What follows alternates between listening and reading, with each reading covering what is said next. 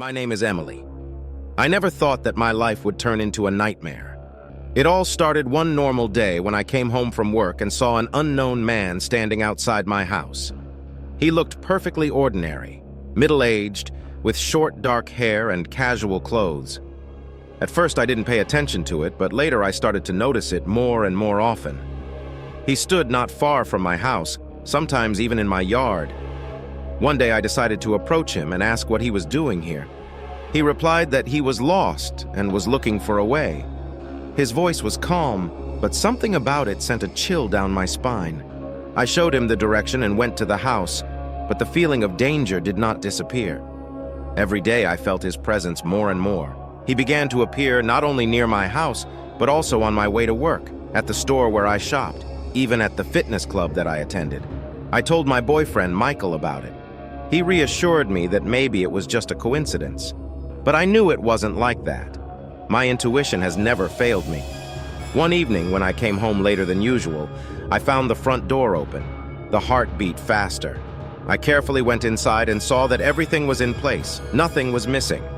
I immediately called Michael. He arrived in a few minutes and inspected the entire house. Nothing suspicious was found. But I knew someone was in my house. The sense of danger returned again. The next day, I decided to install surveillance cameras around the house. Michael helped me with this.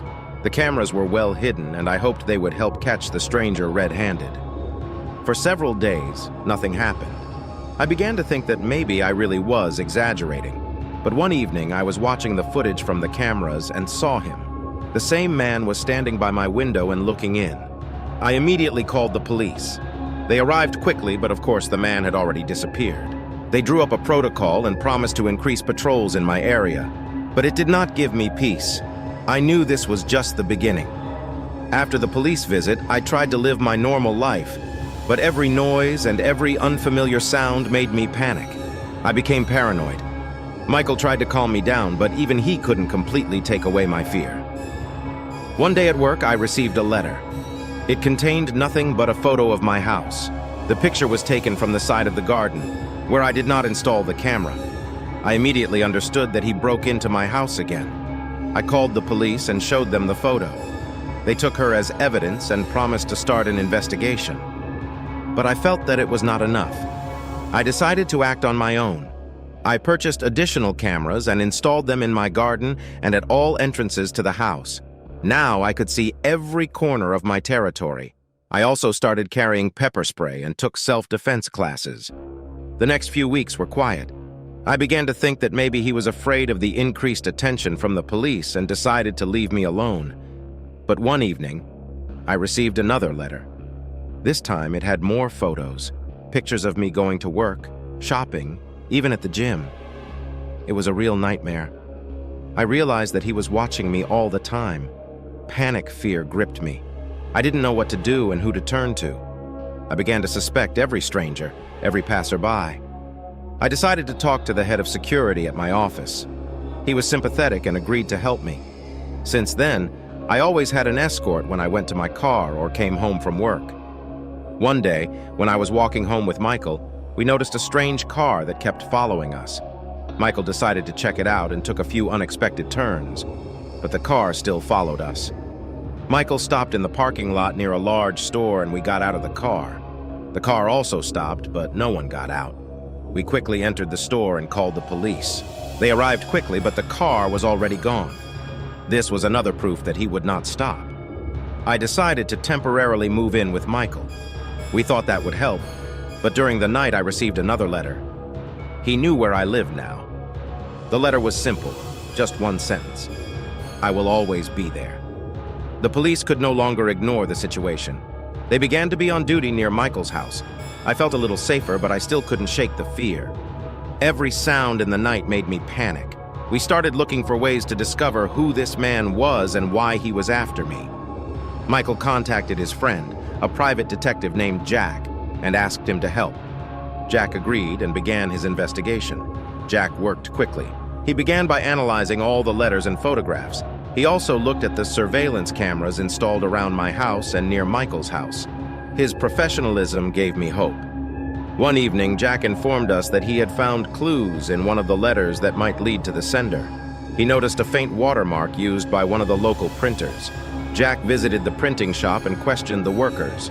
It turned out that a few months ago, a man came to them who ordered a large print run of photos and postcards with a watermark. He showed us a description of the man that completely matched the description of the pursuer. We finally got a clue. Jack collected all the information and gave it to the police. They began actively looking for this man. This was the first step towards solving the problem, but we did not yet know how deep it would go. One day when I was at Michael's house, we heard a knock on the door. It was Jack. He looked worried. He told us that he found another important detail. The man who ordered the printing used forged documents. Jack began to cooperate even more closely with the police.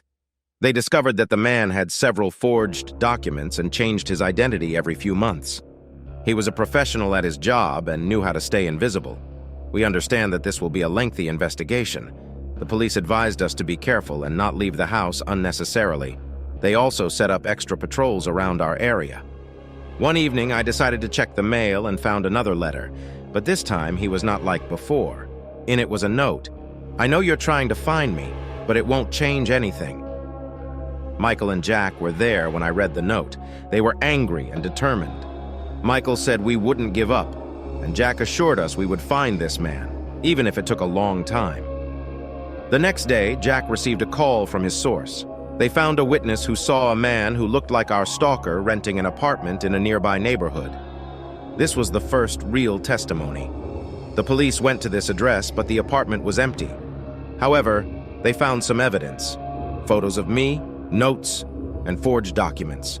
This confirmed that we are on the right track. It turned out that the man had moved quite recently. The police started interviewing the neighbors and learned that he was very quiet and never attracted attention. No one could give an exact description because he always wore a cap and glasses. The police collected all the evidence they found and began to analyze it. They found even more fake documents and several phone numbers he used. This was an important step towards his exposure. Michael and I tried to live on, but the fear remained. We knew he was somewhere nearby watching us. It was an endless nightmare from which we could not wake up. One day, as I was leaving the house, I noticed a car that looked familiar. It was the same car that followed us a few weeks ago. I took a picture of her and sent the picture to Jack. Jack immediately passed this information on to the police. They started looking for the car and its owner. It turned out that the car was also registered on forged documents. The police became more and more involved in this case. They discovered that the man used several false identities and moved from place to place every few months. This made his tracks very difficult to trace. However, one day a police patrol found an abandoned car in the woods nearby. It was burned, but inside there were some things that could help in the investigation. A burnt laptop and several documents were found among the remains in the car. The police took them for examination, hoping to recover some information. They worked without a break, trying to find at least some clue. Meanwhile, Michael and I tried to continue living our normal lives, but it was difficult. Every day we felt tension and fear. We couldn't shake the feeling that he was somewhere nearby, watching over us. A few days later, the police reported that they had managed to recover some of the data from the laptop. It turned out that it contained detailed plans to stalk me, photos, recordings, and even personal notes. It was a real breakthrough. The police began to analyze the received data and were able to identify several places where the stalker could be hiding. They also found several contacts who could be his accomplices. The police organized a raid on one of the suspected objects. Michael and I waited at home, unable to find a place for ourselves due to nervous tension. It was the hardest wait in my life. They found him. He tried to escape but was detained. It was a huge relief, but we knew it wasn't the end. The man's name was Thomas Gray. The police conducted a detailed investigation into his background and found that he had been involved in several other cases of stalking but had never been caught. They also found his hideout where he kept a lot of evidence of his crimes. There were pictures and recordings not only of me, but also of other people he was harassing. It was scary to realize how many lives he had ruined. After his arrest, I started to feel a little safer. The police promised that they would do everything possible to prevent him from causing further harm. They also continued their investigation, looking for his possible accomplices. Thomas' trial was difficult. He tried to deny all the accusations, but the evidence was too convincing. The police had enough material to prove his guilt. I testified at the trial, telling about all the terrible moments I experienced. It was very difficult, but I knew it was necessary to ensure justice and punishment for him. The court issued a verdict. Thomas Gray was sentenced to life imprisonment without the right to parole. It was a huge relief for me and for his other victims. After the trial ended, Michael and I were finally able to return to our normal lives. We knew it would leave deep wounds, but we were determined to get through it together. We decided to change our place of residence and move to another city to start a new life without constant fear. It was a difficult step, but necessary for our peace.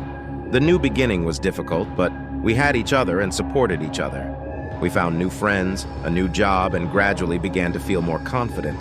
I continued to go to therapy to help me deal with the experience. This was important to my recovery and helped me find inner peace. Michael was my biggest support. He was always there, helping me overcome the most difficult moments.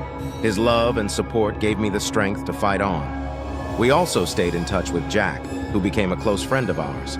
He continued to work as a private detective and helped other people who found themselves in a similar situation. I decided to write a book about my experiences to help other people understand that they are not alone in their fears and that there is always a way out. It was my way of turning a negative experience into something positive. The book became popular and received many positive reviews. I received many letters from people thanking me for sharing my story and helping them find the strength to deal with their own problems. My life began to return to normal. I learned to trust people again and enjoy life without constant fear. It was a long and difficult journey, but I felt stronger. Michael and I decided to get married. It was a wonderful and joyous celebration to which we invited our close friends and family. We were happy that we could finally live without fear. Our life gradually became stable and calm. We had new dreams and plans for the future, and we were sure that we could realize them together. Nor have we forgotten those who helped us through this nightmare. We stayed in touch with the police, Jack, and other people who supported us in the most difficult moments. Later, I started working as a volunteer at a support center for victims of persecution. I wanted to help other people find the strength and support that I once received. The center has become an important part of my life. I have met many wonderful people who have gone through similar trials, and together we have helped each other overcome difficulties. Michael and I also decided to establish a charitable foundation to support victims of persecution. It was our way of giving back to the community and helping those in need. The foundation quickly gained popularity and received a lot of support. We were able to implement several large, re-emerged maniac ChatGPT. The fund quickly gained popularity and received a lot of support. We were able to implement several large projects that helped victims of persecution. But just when we started to feel real relief, our life turned into a nightmare again. One evening, Michael and I were returning home after our foundation's event. As soon as we entered the house, I noticed that the kitchen window was open. I was sure that we were closing it. Michael decided to inspect the house. He took a knife from the kitchen and began to carefully go around each room. I stayed in the corridor. My heart was pounding with fear. A few minutes later, Michael came back and said everything looked fine. We closed the window and decided it could be a fluke. But at night, I woke up from a strange sound. It was a soft rustling, as if someone was moving around in our house. Michael also woke up and we carefully left the room. We saw a broken vase in the kitchen. It looked like someone had been here recently. Michael inspected the doors and windows. The police arrived quickly and inspected the house. They found no signs of intrusion. It seemed strange, but we decided not to panic and thought that maybe it was just a coincidence. The next day, we received a letter. It was an ordinary envelope without a return address. There was only one sentence in it: "I'm back." The heart froze in the chest. We understood that the nightmare is back. We immediately called Jack and told him about the letter. He came to us and promised to look into the situation. We again installed additional surveillance cameras and increased the security of our house. Jack began his investigation. He looked at the camera footage and discovered that someone had indeed been in our house during the night. He made his way through the basement and out through the kitchen window. This was proof that we were dealing with the same maniac. The police began actively looking for this man. They interviewed the neighbors and checked all possible traces, but the pursuer was too cunning. He disappeared again without a trace. Michael and I decided to temporarily move to a safe place. We chose a small house on the outskirts of town where no one knew us. It was our way of hiding and finding some peace. But even in a new place, we did not feel safe. Every sound in the night caused panic. We kept looking around and couldn't shake the feeling that someone was watching us. One day, we received a message to a new address. It contained a photo of our new home and a note. "I know where you are."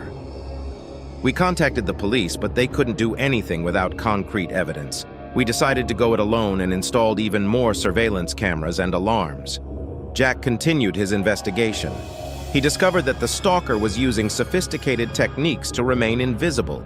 He changed his places of residence and used forged documents. One evening, we heard an alarm.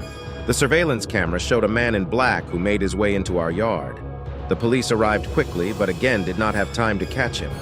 We realized that he was playing with us, and this was his way of scaring us.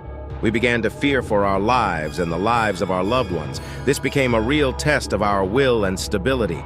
The police have stepped up patrols around our new house. They advised us to stay at home and not go out unless necessary. We felt trapped, not knowing what to do next. Jack decided to do another investigation.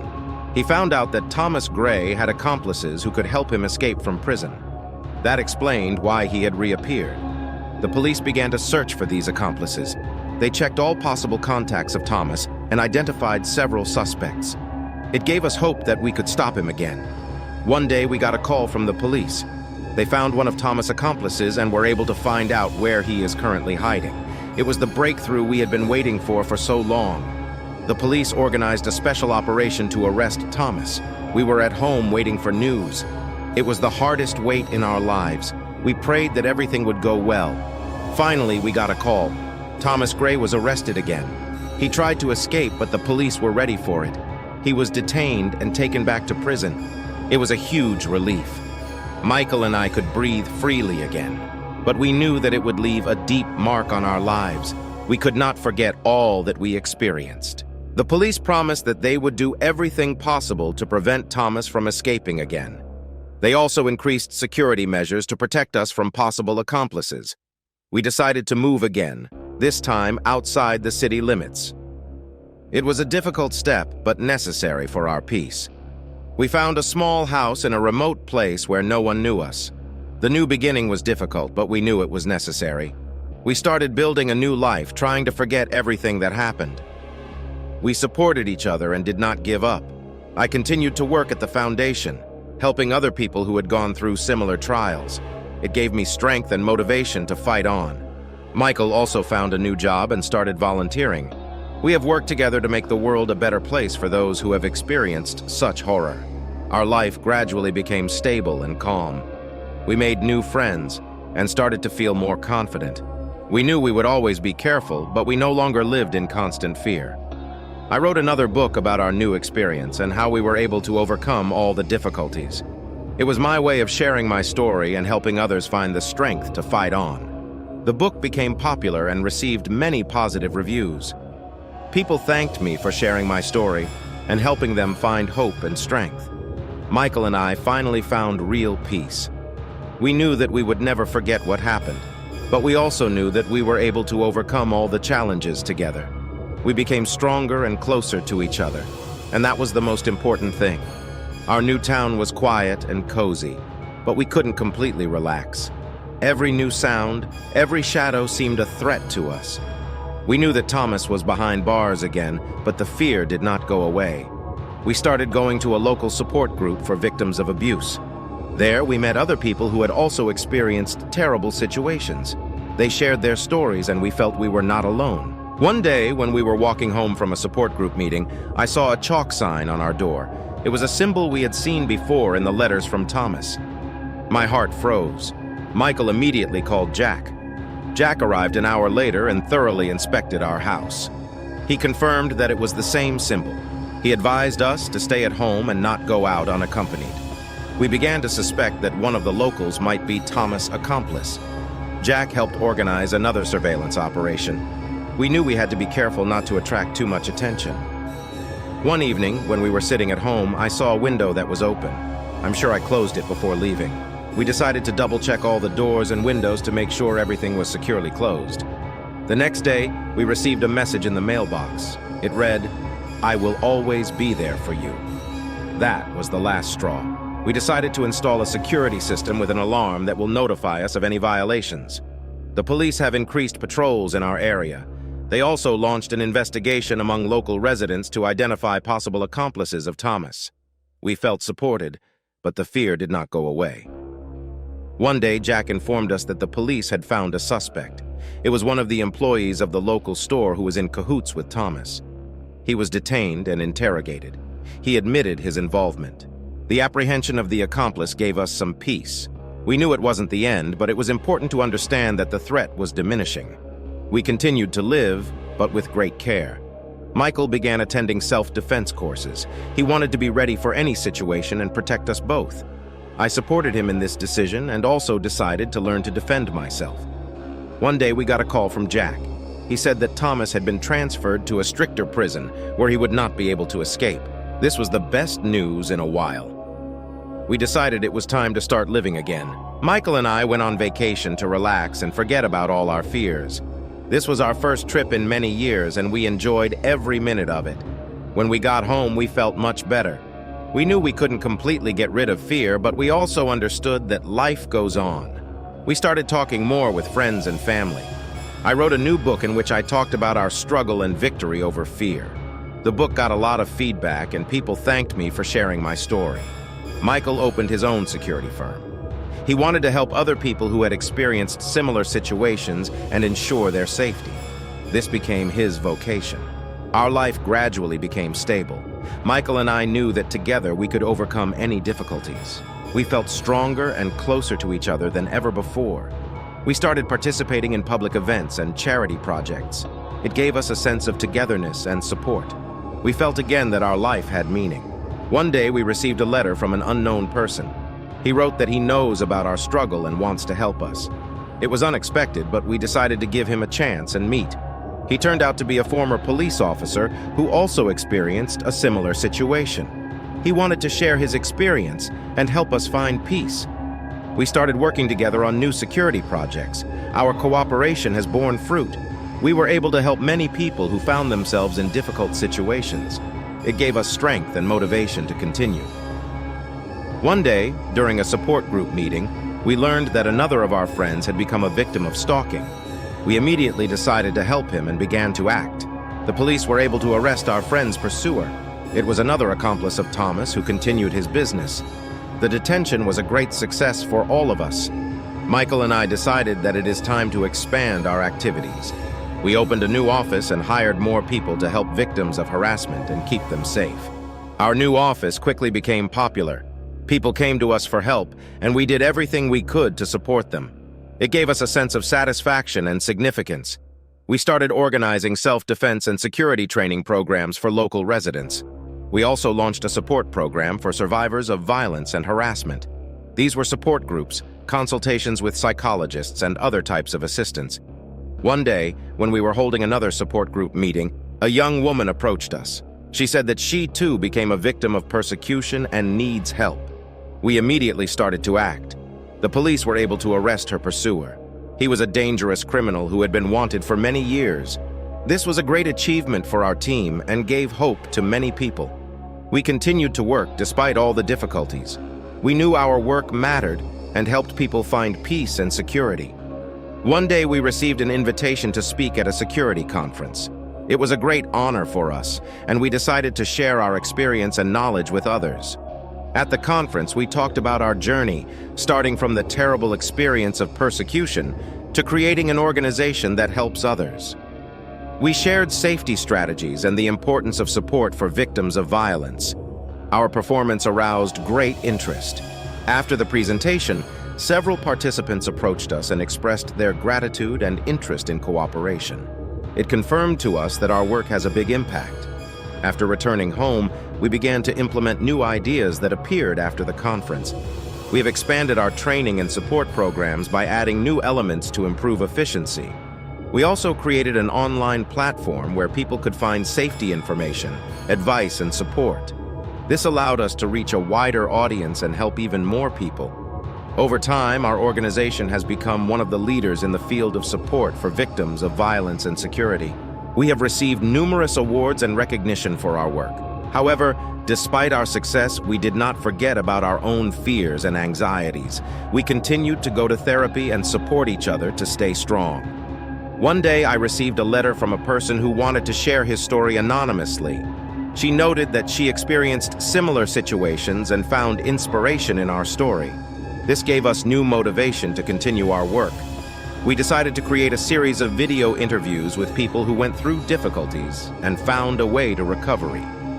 This has helped not only to inspire others, but also to give a voice to those who have gone through similar experiences. Our organization began to receive support from large corporate partners who helped finance our programs and expand our activities. This allowed us to focus on our mission. We continued to implement new initiatives, including programs to prevent violence in schools and at work.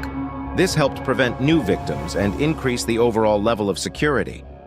Once we were approached by an organization from another city that wanted to adapt our programs for their community. We decided to help them and share our experience to expand our assistance to other regions. Over time, we began to actively work with international partners, which allowed us to participate in global initiatives to combat violence and ensure security. Our efforts have led to changes in legislation that have improved the protection of victims of violence. We have worked with legislators to ensure that new laws and policies are passed that support survivors. We also organized national campaigns to raise awareness about violence and ways to prevent it. This helped to change public perceptions and increase the level of support for victims. Our work did not go unnoticed. We received invitations to speak at international forums and conferences where we shared our experience and influenced global security strategies. We continued to develop and improve our programs. Our efforts have produced real results, and we have seen people's lives change for the better thanks to our support. One day, while we were celebrating the success of our organization, I received a phone call from a former employee of Thomas. He said that there are new threats and that you need to be on the lookout. This call emphasized that even in achieving success, we should not forget about the dangers. We increased our security measures and continued to closely monitor the situation. We have also provided additional training to our staff to ensure they are prepared for any potential threats. This helped us to be confident in our ability to handle any challenges. Our life remained full of challenges and achievements. We continued to fight for safety and justice, not forgetting the importance of supporting each other. Our efforts proved to be significant, not only for those we helped, but also for ourselves. We knew that together we could overcome any difficulties and continue our mission for the benefit of society. When he went through all the rooms and found nothing suspicious, we tried to calm down. But suddenly we heard a noise from the basement. My heart beat even faster. Michael, holding a knife, carefully opened the door to the basement and we went down. In the basement, we saw a man. He stood with his back to us, rummaging through our toolbox. When he came back, I recognized him. It was Thomas Gray. He looked as if nothing had happened, as if he was not imprisoned. I could feel my legs becoming cotton wool. Michael rushed towards him without hesitation, but Thomas was faster. He grabbed a crowbar from the drawer and pushed Michael away. I screamed and ran back upstairs, trying to call the police. Thomas rushed after me, but Michael wouldn't let him get to me. They struggled, and I heard Michael scream in pain. I couldn't leave him alone and returned to the basement with the phone in my hands, filming everything that was happening. The police arrived quickly. They apprehended Thomas, and this time he was unable to escape. Michael was seriously injured, but he survived. The police found out that Thomas managed to escape from the prison and started chasing me again. It was another blow we had to endure. Michael spent a long time recovering from his injury, and I stayed by his side supporting him. We decided that we would never live in fear again.